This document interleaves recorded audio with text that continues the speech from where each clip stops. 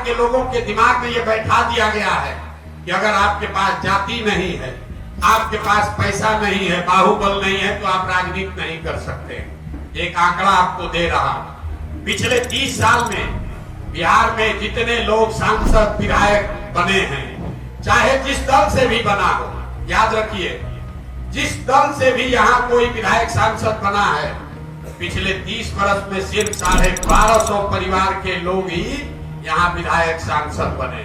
और उन्हीं लोगों ने, उसी व्यवस्था ने ये प्रचार फैलाया है कि भैया जाति नहीं रहेगी तो चुनाव नहीं जीतोगे, पैसा नहीं है तो चुनाव कैसे लड़ोगे। ये भ्रम इसलिए फैलाया गया है ताकि कोई सामान्य आदमी ये हिम्मत ही न करे कि वो राजनीति में आए और इनको चुनौती दे। आपको लगता है कि राजनीति करना है तो बहुत पैसा चाहिए, तो आपको ये बता रहा हूं, जिसको भी आप देश में नेता मानते हैं, बिहार में या देश में जिसको भी नेता मानते हैं, एक बार जरा ध्यान से याद कीजिए, जिस दिन बिहार ने उसको नेता बनाया, जिस दिन समाज ने उस व्यक्ति को नेता बनाया, वो व्यक्ति कितने पैसे वाला आदमी था। जिस दिन बिहार ने लालू जी को नेता बनाया, लालू जी टाटा बिरला के लड़के नहीं थे। जिस दिन बिहार ने नीतीश कुमार को नेता बनाया, नीतीश कुमार टाटा बिरला के लड़के नहीं थे। जिस दिन बंगाल के लोगों ने ममता बनर्जी को जिताया, ममता बनर्जी के पास करोड़ों रुपया नहीं था।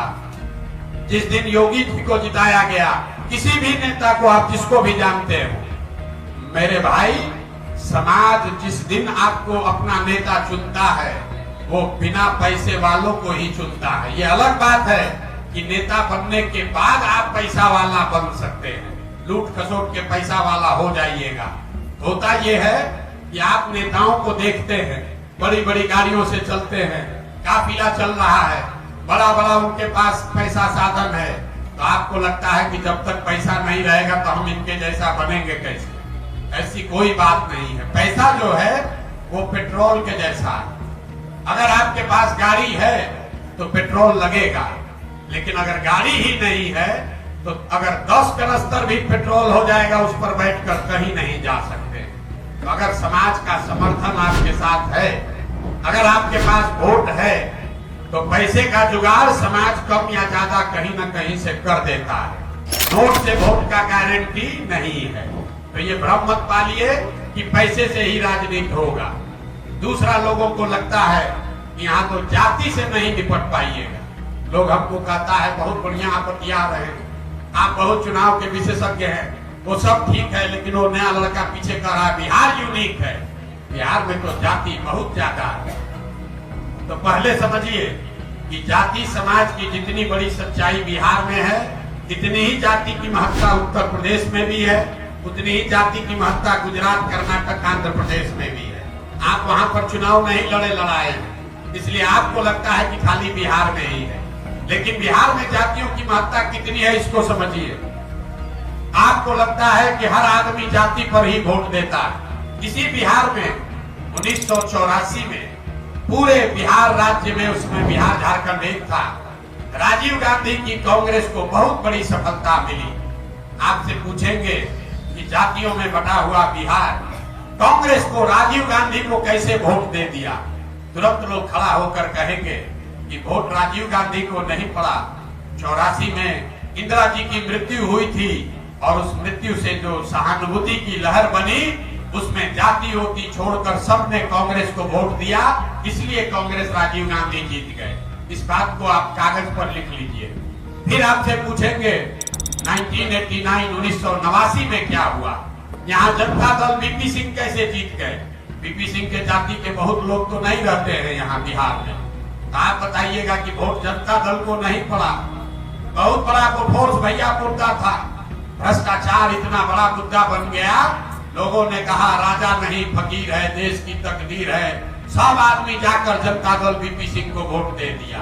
इसको भी लिख लीजिए। फिर पूछेंगे 2014 में क्या हुआ?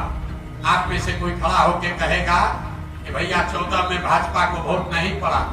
ये तो जो मोदी जी का लहर आया तो बिहार में सब लड़का, सब जाति के लोग जाकर मोदी के नाम पर भाजपा को वोट दे दिए, इसीलिए जीत गए। इसको भी लिख लीजिए। फिर पूछेंगे 2019 में क्या हुआ? तो ज्यादातर लोग कहेगा भैया बड़ा कांटे का मुकाबला था। तो जो पुलवामा हुआ ना, पुलवामा के बाद समझिए कि समाज का हर आदमी जाकर भाजपा को वोट दे दिया। इन चारों बातों को लिखिए। 84 एक घटना है और उस घटना से उपजी हुई सहानुभूति की लहर है जिसने समाज में जातियों का बंधन तोड़ दिया। 89 एक विषय है भ्रष्टाचार बफोर्स, जिसमें समाज ने जातियों से ऊपर उठकर जनता दल को वोट दिया। 2014 में एक व्यक्ति है मोदी, जिसने समाज के इमेजिनेशन को कैप्चर कर लिया, तो लोग जातियों से ऊपर उठकर भाजपा को वोट दिए। और 2019 एक विचारधारा है राष्ट्रवाद, राष्ट्रीय सुरक्षा, जिसके नाम पर जाति धर्म भूलकर लोगों ने वोट दिया। ये आपको क्या बताता है? अगर कोई व्यक्ति, कोई घटना, कोई विचारधारा, कोई प्रयास समाज के इमेजिनेशन को कैप्चर कर ले, तो समाज में ये ताकत है, वो जातियों से ऊपर उठकर वोट करता रहा है, पीछे करता रहा है। फिर भी आपको क्यों लगता है कि जाति पर वोट पड़ता है? वो भी हम आपको बता रहे हैं। वो इसलिए कि हमने 4 चुनावों का आपको उदाहरण दिया, बाकी चुनाव की चर्चा नहीं की। बीच में बहुत और भी चुनाव हुए, लेकिन उन चुनाव में ना कोई घटना थी, ना कोई व्यक्ति था, ना कोई प्रयास था। तो लोगों को जब दोनों लड़ने वाले एक ही जैसे दिखते हैं, तो समाज भी कहता है दोनों तो एक जैसा दिख रहा है, चलो अपने जाते वाले को दे देते।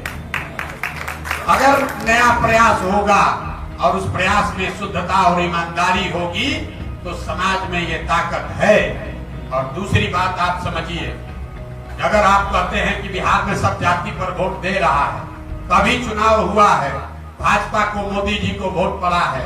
जरा आप बताइए हमको, मोदी जी के जाति के कितने लोग बिहार में रहते हैं? तुरंत आदमी कहेगा ना भैया वो तो जात पर नहीं, विचारधारा पर, हिंदू मुसलमान पर वोट दिया। तो जाति पर तो नहीं दिया है। यहाँ मुसलमान 18% है, वो लालू जी को वोट देता। वो लालू जी के जाति का तो नहीं है, वो लालू जी को क्यों वोट देता है? क्योंकि उसको भाजपा के डर से जो विकल्प दिखता है उसको वोट देता है, वो जाति पर वोट नहीं देता। ये सारे तथ्य आपके आंख के सामने हैं, लेकिन आपके दिमाग में ऐसा बैठा दिया गया है कि आप सब सुनने के बाद भी कहिएगा भैया कह तो रहे हैं, लेकिन बिना जात के तो होगा नहीं, जात को तो वोट पड़बे करेगा।